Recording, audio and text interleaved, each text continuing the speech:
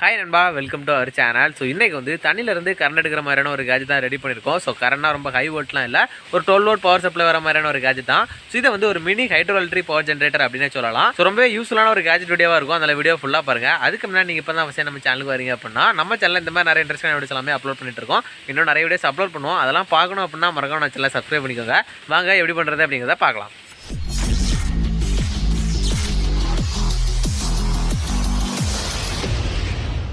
So first இந்த gadget ready பண்ண 2.5 inch பிவிசியை 6 centimetre லென்த்தில் கட் பண்ணி எடுத்துருக்கோம். ஸோ நெக்ஸ்ட்டு ஒரு பிளாஸ்டிக் முடியை இந்த மாதிரி கட் பண்ணி எடுத்துருக்கோம். இதை இனிமேல் அந்த பிவிசிக்குள்ளே ஃபிட் ஆகிற மாதிரியும் கட் பண்ணணும். ஸோ அதை இப்போ மார்க் பண்ணி கட் பண்ணிடலாம்.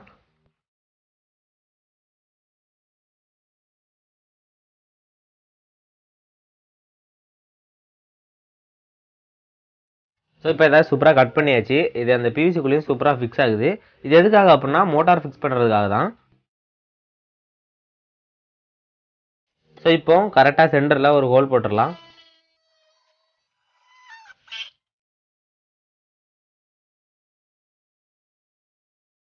ஸோ இப்போ நம்ம அந்த மோட்டாரோட ஷாஃப்ட் அளவு தான் ஹோல் போட்டிருக்கோம். ஆனால் அந்த ஷாஃப்ட் வரோட இடத்துல அந்த மோட்டாரில் சின்னதாக பம்ப் ஆகிருக்கும் ரவுண்டாட்டு. ஸோ அதோட அளவுக்கு இந்த ஹோலை பெருசாகணும். அதனால் அதோட அளவை மார்க் பண்ணி அந்த அளவுக்கு இந்த ஹோலை கொஞ்சம் பெருசாக்கிக்கலாம்.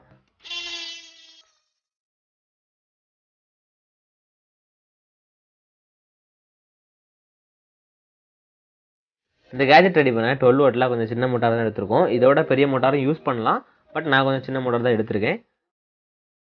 ஸோ நெக்ஸ்ட்டு இதில் இந்த மோட்டாரை இப்படி தான் நம்ம கனெக்ட் பண்ண போகிறோம். அப்படி கனெக்ட் பண்ணும்போது மோட்டாருக்குள்ளே தண்ணி போயிடக்கூடாது அப்படிங்கிறதுக்காக ஒரு டயர் டியூபை இந்த மாதிரி சின்னதாக ரவுண்டாக கட் பண்ணி எடுத்திருக்கோம். நெக்ஸ்ட் இதை அந்த பிளாஸ்டிக் முடியல மோட்டார் ஃபிக்ஸ் பண்ணுற இடத்துல ஒட்டணும். ஸோ இப்போ இதில் அந்த மோட்டாரோட ஷாஃப்ட் அளவுக்கு சின்னதாக ஒரு ஹோல் போட்டுடலாம்.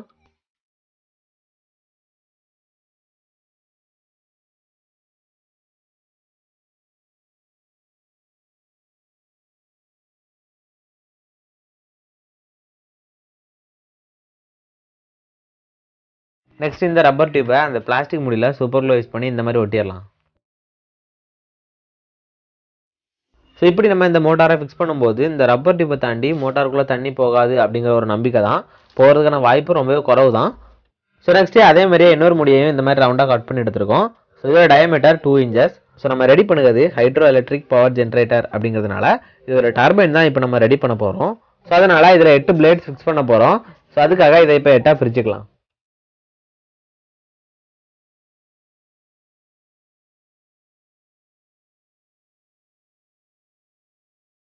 ஸோ இந்த டர்பைனோட பிளேட்ஸ்க்காக ஒரு ஸ்கேல் தான் எடுத்திருக்கோம். இந்த ஸ்கேலை ஒரு 2 சென்டிமீட்டர் டிஸ்டன்ஸில் சின்ன சின்னதாக கட் பண்ணி தான் அந்த பிளேட் ரெடி பண்ண போகிறோம். ஸோ இப்போ இதை சின்ன சின்னதாக கட் பண்ணிடலாம்.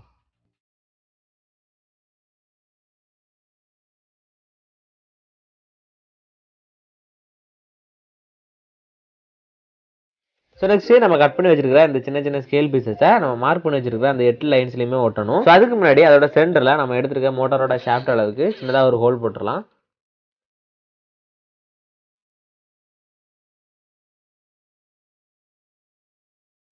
ஸோ நெக்ஸ்ட்டு மோட்டாரோட ஷாஃப்ட்டை கனெக்ட் பண்ணுறதுக்காக இந்த மாதிரி ஒரு சின்ன கியர் எடுத்துருக்கோம். ஸோ இதை இப்போ அதோட சென்டரில் கரெக்டாக ஒட்டிடலாம். ஸோ சூப்பர் க்ளோஸ் பண்ணி தான் நம்ம ஒட்ட போகிறோம்.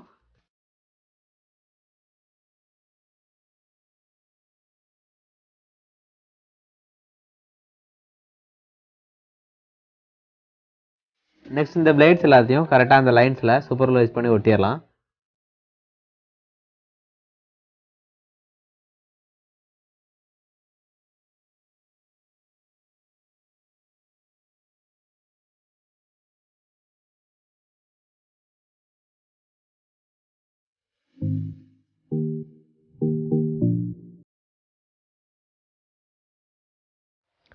ஐயோ, டர்பைன் எந்த ஊர்லையே எப்படி இருந்திருக்கு அப்படின்னு கேட்காதீங்க.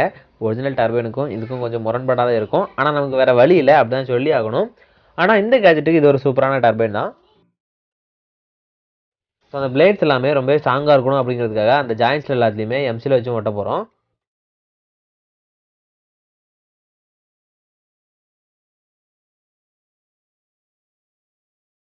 ஸோ இதே மாதிரியே எல்லாத்தையும் எம்சியில் வச்சு பக்காவாக ஒட்டிடலாம்.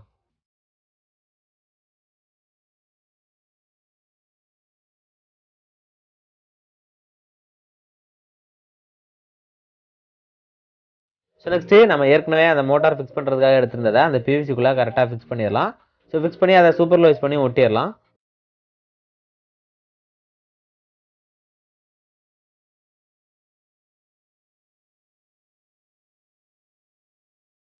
ஸோ நெக்ஸ்ட் இதோட இன்லெட் அவுட்லெட்டுக்காக இந்த மாதிரி ஒரு 3/4 இன்ச் பிவிசி பைப்பை 10 சென்டிமீட்டர் லெங்த்தில் கட் பண்ணி எடுத்துருக்கோம்.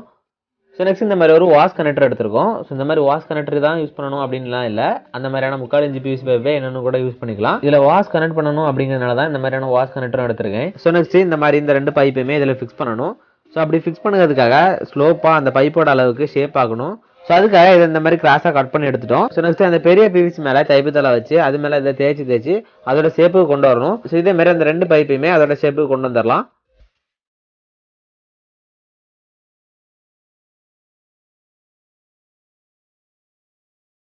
நெக்ஸ்ட் இந்த 2 பைப்பையுமே அந்த பிவிசியில் இந்த மாதிரி ஃபிக்ஸ் பண்ணணும். ஸோ அப்படி ஃபிக்ஸ் பண்ணதுக்காக இதோட அளவை மார்க் பண்ணி அதில் ஹோல் போட்டுடலாம்.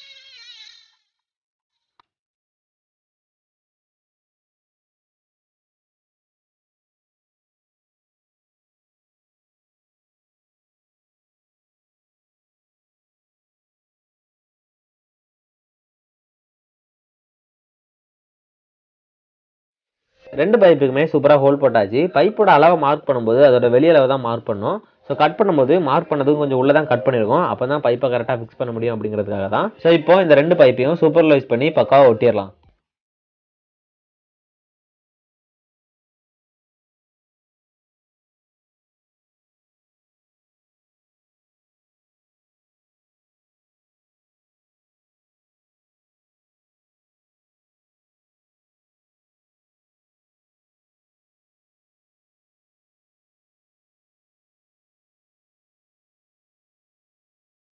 ஸோ சூப்பர்வைஸ் பண்ணி 2 பைப்பையும் ஒட்டினதுக்கு அப்புறமா அது மேலே எம்சில் வச்சும் ஒட்ட போகிறோம். ஸோ இப்போ எம்சில் வச்சு 2 பைப்பையும் சூப்பராக ஒட்டிடலாம்.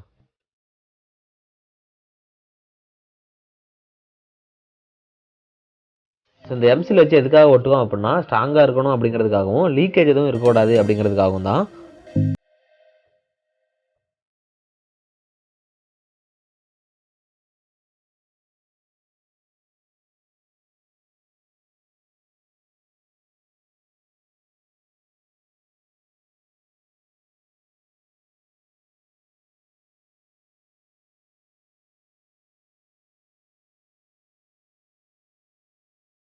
ஸோ நெக்ஸ்ட் இந்த மோட்டாரையும் அதுக்குள்ளே ஃபிக்ஸ் பண்ணிடலாம். சூப்பர்வைஸ் பண்ணி தான் அதையும் ஒட்ட போகிறோம்.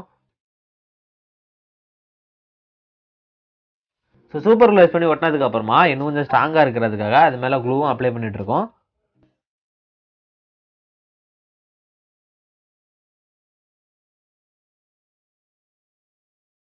ஸோ நெக்ஸ்ட் டர்பைனையும் அதில் ஃபிக்ஸ் பண்ணிடலாம்.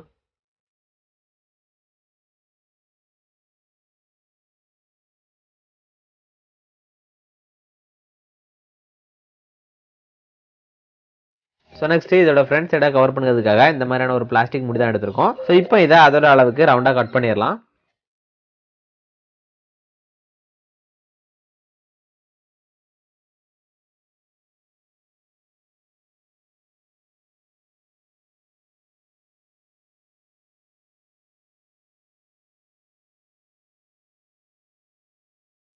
ஸோ கட் பண்ணியாச்சு. இப்போ இதை அதில் ஃபிக்ஸ் பண்ணிடலாம்.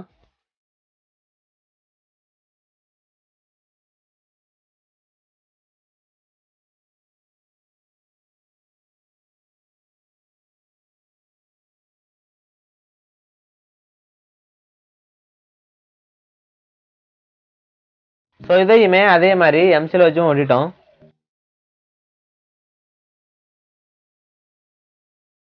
ஸோ நெக்ஸ்ட் இதோட பேக் சைடை கவர் பண்ணுறதுக்காகவும் அதே மாதிரி ஒரு பிளாஸ்டிக் மூடி எடுத்திருக்கோம். ஸோ இப்போ இதையும் அதே மாதிரி ரவுண்டாக கட் பண்ணிடலாம்.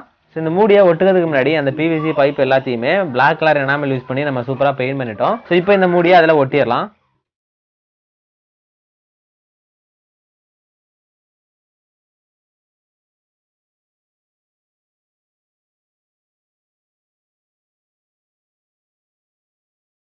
ஸோ அவ்வளோதான். இப்போ நம்ம கேஜெட் அடிப்பொலியாக ரெடி ஆகிட்டு நெக்ஸ்ட் இது எப்படி ஒர்க் ஆகுது, இதுலேருந்து எத்தனை வோல்ட் அவுட்புட் வருது அப்படிங்கிறதெல்லாம் பார்க்கலாம்.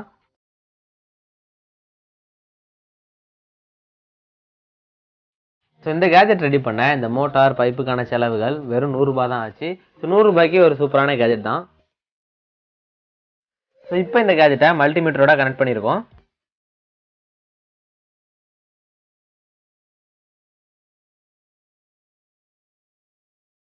ஸோ நெக்ஸ்ட் இதை நார்மல் டேப்பில் கனெக்ட் பண்ணி அதிலிருந்து வர வாட்டர் ஃப்ளோவில் இதில் எவ்வளோ வோல்ட் பவர் ப்ரொடியூஸ் ஆகுது அப்படிங்கிறத பார்க்கலாம்.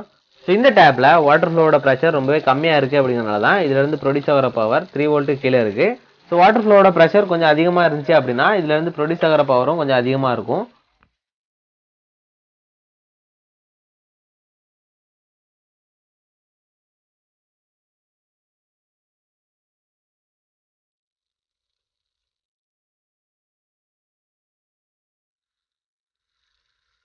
ஸோ நெக்ஸ்ட் வீட்டில் இருக்கிற சிண்டெக்ஸ் டேங்கை நடக்கிற மோட்டரோட வாஸோட கனெக்ட் பண்ணி அதில் எவ்வளோ பவர் ப்ரொடியூஸ் ஆகுது அப்படிங்கிறத பார்க்கலாம்.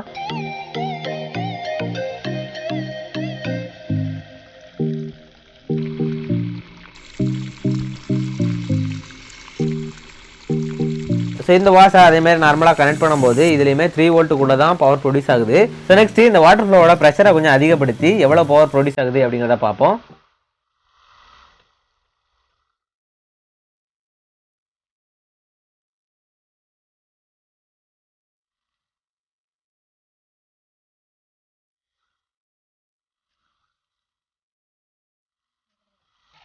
ஸோ இப்போ நீங்களே பார்க்கலாம் இந்த வாட்டர் ஃப்ளோவோட ப்ரெஷர் அதிகப்படுத்தோன்னா இதுலேருந்து ப்ரொடியூஸ் ஆகிற பவர் 5.5 வோல்ட்டுக்கு மேலேயே இருக்குது. ஸோ அப்படி பார்க்கும்போது ஒரு நல்ல ப்ரெஷர் இருக்கிற வாட்டர் ஃப்ளோவில் இந்த கேஜெட் ரொம்ப சூப்பராக ஒர்க் ஆகும் அப்படிங்கிறதுல எந்த சந்தேகமும் இல்லை. ஸோ நெக்ஸ்ட் இதில் ஒரு எமர்ஜென்சி லைட்டோட LED பேனலாக கனெக்ட் பண்ணி அது எரியுதா அப்படிங்கிறத பார்ப்போம்.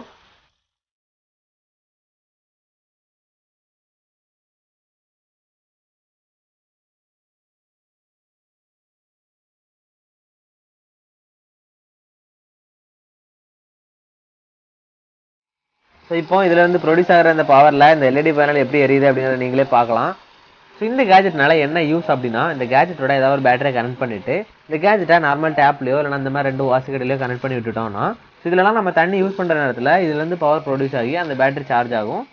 இது என்னன்னா வேஸ்ட்டாக போகிற எனர்ஜிலேருந்து பவர் ப்ரொடியூஸ் பண்ணி அதை ஒரு பேட்டரியில் சேவ் பண்ணி அப்புறமா யூஸ் பண்ணிக்கலாம் அந்த மாதிரியான ஒரு ஐடியாவில் தான் இது ரெடி பண்ணியிருக்கோம். ஸோ முடிஞ்சால் நீங்களும் இதை வீட்டில் ட்ரை பண்ணி பாருங்கள். அதே மாதிரி ஸ்கூல் ப்ராஜெக்ட்ஸ்க்குலாம் இந்த ஐடியா ரொம்ப சூப்பரான ஒரு சீப் அண்ட் பெஸ்ட் ஐடியாவாக இருக்கும்.